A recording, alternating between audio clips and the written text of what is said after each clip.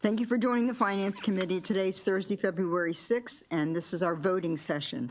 And we're going to start with Senate Bill 371, which is Nathan's bill, State Board of Pharmacy Renewal Notices. Thank you. Senate Bill 371 requires the Board of Pharmacy to send renewal notices by email rather than first-class mail unless the licensee, permit holder, or registrant requests to receive the notice by first-class mail. There are no amendments. There's no opposition. Senator Howell moved favorable. Senator Washington second. All in favor of Senate Bill 371. Senator Reedy, Senator Kramer? No opposition. Thank you. Now we're going to go to Lisa. And this is Lisa's last voting session. Lisa's going to be going out on leave tomorrow. So Lisa, enjoy today. Yep. Okay, Senate Bill 102 authorizes a resilience authority to pool together with other public entities, including other resilience authorities, to purchase insurance or to self-insure against casualty, property, or health risks. Move favorable. Who seconded? Zoe. Okay, Alonzo. So we have, okay. The motion was made by Senator Hayes and seconded by Senator Washington. All in favor of Senate Bill 102? Thank you.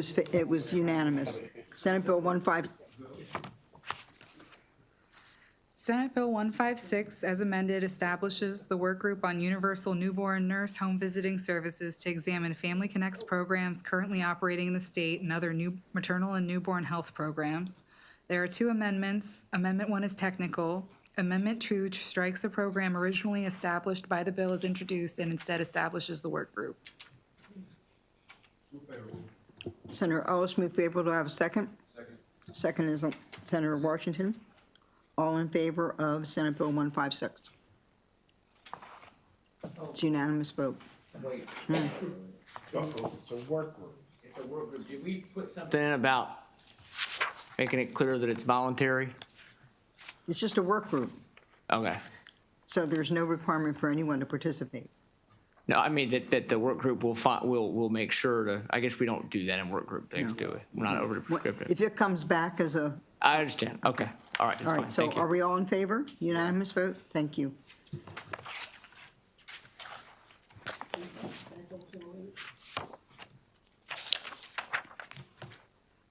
Senate Bill 208 is a departmental bill that codifies the federally funded Maryland Technology Assistance Program as a program within the Department of Disabilities. The program must provide access to or conduct assistive technology services that include any activity described in the federal 21st Century Assistive Technology Act. There was no opposition at the committee hearing. Okay, do I have a motion for Senate Bill 208? Move favorable. And second was Senator Guile. All in favor of Senate Bill 208? Unanimous vote, thank you. Senate Bill 210. It's a party. Senate Bill 210 is a departmental bill that increases the maximum duration of a Maryland Transportation Authority emergency status determination from 180 days to 300 days. There was no fiscal impact and no opposition at the committee hearing. Do I have a motion? Second. Senator Guile, did you make the motion? And Senator Washington second. All in favor of Senate Bill 210? It's no fees. No fees, no fees. It's unanimous vote, thank you. Okay, Senate Bill 223. Senate Bill 223 is a departmental bill that as amended makes changes to the Senior Call Check Program, including changing the name to be the Senior Call Check and Social Connections Program.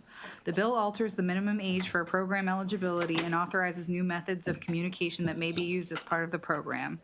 There are two amendments. Amendment 1 is technical. Amendment 2 alters the program as described. There is no fiscal impact. Senator Guile moved favorable. Senator Washington second. All in favor of Senate Bill 223? It's unanimous vote, thank you. Are they now calling it the SCCSC? Senate Bill 230. Senate Bill 230 is a departmental bill that, as amended, alters the frequency with which the Office of the Inspector General shall conduct an audit of local departments of social services to every 4 years, unless the office determines on a case-by-case basis that an audit occur every 3 years. There's one amendment. The amendment alters the frequency with which the office shall conduct audits as described. There's no fiscal impact and was no opposition at the hearing. Senator Washington. Thank you, Madam Chair. Is the amendment changing what I asked during the hearing? Yeah, so we worked with the department to make sure that they were the bill was actually me doing answer what they my- were intending to do and amended it accordingly. Thank you very much. So do I have a motion? And second? Senator Hayes. Okay, Senator Washington move favorable, Senator Hayes second. All in favor of Senate Bill 230? Unanimous vote. Thank you. All right, now we're going to go to Amber. All right. So we're going to start with probably the most difficult of mine first. Senate Bill 214 is a departmental bill that prohibits the sale or distribution of a product containing THC if the product violates the potency, packaging, and labeling requirements in existing statute. The bill also prohibits the sale or distribution of a product that is advertised to contain more than 0.5 milligrams of THC per serving or more than 2.5 milligrams of THC per package. A cannabis licensee that violates either of these provisions is subject to disciplinary action by the Alcohol, Tobacco, and Cannabis Commission. A non-licensee that violates these provisions is guilty of a misdemeanor and subject to a maximum fine of $5,000. Senate Bill 214 also expands the authority of the Alcohol, Tobacco, and Cannabis Commission to issue citations for a violation and to seize, destroy, or confiscate a violating product. Finally, the bill establishes an evidentiary presumption in a prosecution for selling THC without a license that a product displayed or offered for sale as a THC product is prima facie evidence of selling a THC product. There are no amendments to the bill. There's no material physical impact. Move favorable. Okay. Yeah, so the Cannabis Commission comes in and have these findings. Are there any provisions in the law for any kind of appeal from the cannabis businesses as far as? I can get back to you on the specifics, but I believe they work with the Office of Administrative Hearings and follow those processes for internal investigations. But is that in their bill? It's not in this Yeah. bill specifically, but it's within the ATCC statute under the article. I can get you where. It's in there. But it's in there for appeal process? Yes, not- it's the same process that they would use for other administrative hearing processes. Okay. So, well, yeah, Under that's, the Administrative Procedure Act. well, yeah, thank you. Mouse. I have a quick question. What's the penalty for selling cannabis? So, right, so Yeah, if what this if bill somebody is were- targeting is hemp-derived THC. The cannabis provisions are still under the criminal law article for distributing cannabis, and that is Section 5602 of the criminal law article, and the penalties under Section 5607 of the criminal law article. It's 3 years or a fine not exceeding $5,000 or both, and it's a misdemeanor. Right, misdemeanor, I said 3 years The maximum sentence of 3 years, yeah. maximum, and so this is the same, you know, I'm going to, is this penalty the same as that?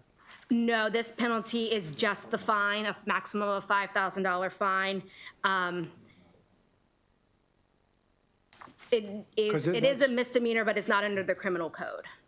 Right, right. I was interested to know that because I think when it goes out for public, and so this, and this is for illegally or unauthorized sale of a hemp-derived. Hemp-derived THC product, yes. Right, that is, it's above a certain level, so it's not the same thing Correct. as someone, right, okay. Just want to get the distinction of exactly what we're referring to. You got your answer? You okay? Senator Reedy? And just confirming, this does not impact anybody involved in the current court case, correct, that's going on? No, that court case is still pending and that injunction still remains in effect. They do have the ability to go after businesses that were not in place prior Right, to okay. the law, but That's fine. that's. I just check it on that. Eventually, that may come to fruition, whatever happens with the court case, but it just. okay. Precisely, but that's still, any enforcement against those businesses is still enjoined. Okay, thank you very much. Okay, so we had Senator Guile motioned and Senator Hayes seconded. All in favor of Senate Bill 214, do I have a unanimous vote? We do, unanimous, thank you. All right, Senate Bill 226. All right, Senate Bill 226 is a departmental bill from the Department of Agriculture that modifies the stated purpose and authorized uses of the Maryland Farms and Families Fund within the Maryland Department of Agriculture. There are also some technical changes that are made. There's no physical impact. There was no opposition at the committee hearing. Okay, do I have a motion on Senate Bill 226? Senator Washington and Senator Mounts. All in favor of Senate Bill 226? Unanimous vote, thank you. Favorable with amendment, right? Favorable with amendment. Right? No, that one had no amendment. 226 didn't have an amendment, it's just favorable. It had technical changes in the bill, but it wasn't amended. Okay, got it. Senate Bill 285, you should have a reprint for this bill, but the bill generally reduces from once a month to every 6 months the frequency by which the Attorney General must report to the General Assembly on the status of pursuing and recovering economic damages arising from the closure of the Port of Baltimore and the collapse of the Francis Scott Key Bridge. The amendment offered by the chair at the request of council is technical in nature. It's just ensuring that the bill alters both chapter laws from the 2024 session. So it's both the chapter that passed the Senate and the cross-filed chapter that passed through the House. So that it's complete. There's no physical impact and there was no opposition. So in Senate Bill 285, do I have a motion? Senator Washington moved, 2 seconds. Senator Ellis seconded. All in favor of Senate Bill 285, can we raise our hands? Unanimous vote, thank you. This next bill has interesting things, but it should be.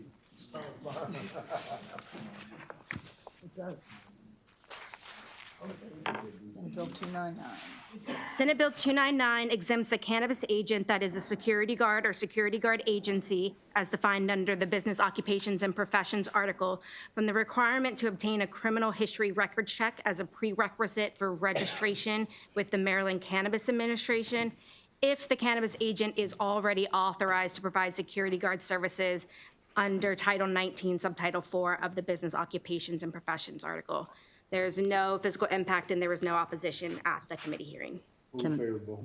Senator Hayes moved, 2 seconded. Senator Lamb seconded.